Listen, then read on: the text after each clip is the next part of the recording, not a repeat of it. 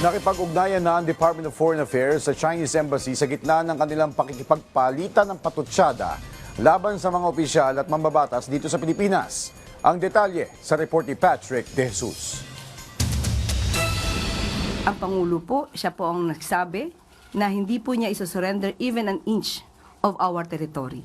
Nagpahayag ng suporta ang palasyo sa iba't ibang opisyal ng gobyerno sa gitna ng palitan ng patutsada laban sa Chinese Embassy sa ilalim ni Ambassador Jing Quan.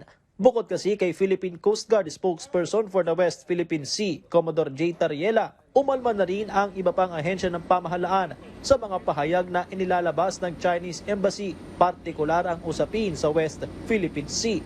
Giit ang National Security Council, mandato ng mga opisyal, tagapagsalita at iba pang institusyon sa Pilipinas na ipaalam sa publiko ang mga pangyayaring may kaugnayan sa pambansang seguridad, kabilang na ang West Philippine Sea bilang isang demokratikong bansa na pinamamahalaan ng batas.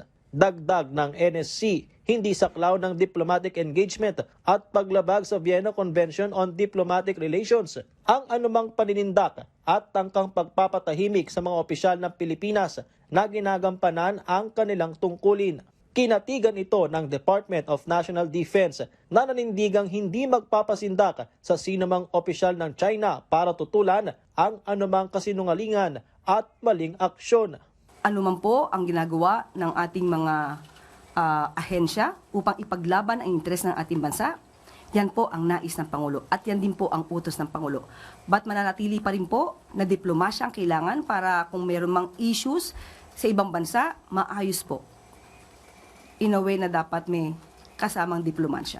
Muli namang pinalagaan ni Commodore Tariela ang anyay, garapal at mapang-insultong pahayag laban sa mga mambabatas na kumondena na rin sa Chinese Embassy, kabilang sina Senador Risa Hontiveros, Senador Kiko Pangilinan at Senador Erwin Tulfo. Malinaw anya ito na kawalan ng paggalang sa mga halal na opisyal at pag-atake sa soberanya ng bansa. Sa hiwalay pang pahayag, binanata ni Tariela ang mga tinawag niyang trolls na kumakampi pa sa China, kung saan kinwestiyon niya ang kanilang pagiging Pilipino. Ipinarating naman na ng Department of Foreign Affairs sa Chinese Embassy at sa mismong ambassador nito ang kanilang seryosong pagkabahala sa lumalalang palitan ng pahayag. Muling ipinahayag ng DFA ang suporta sa mga opisyal ng bansa, ngunit iginiit din ng kagawaran ng pagkakaroon ng mahinahon, propesyonal at may respetong palitan ng talakayan. Naniniwala rin ng DFA na mahalaga pa ring pairalin ang diplomasya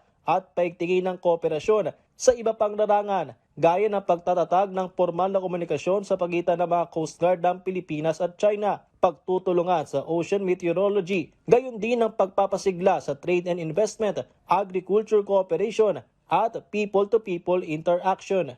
Patrick De Jesus para sa Pambansang TV sa Bagong Pilipinas.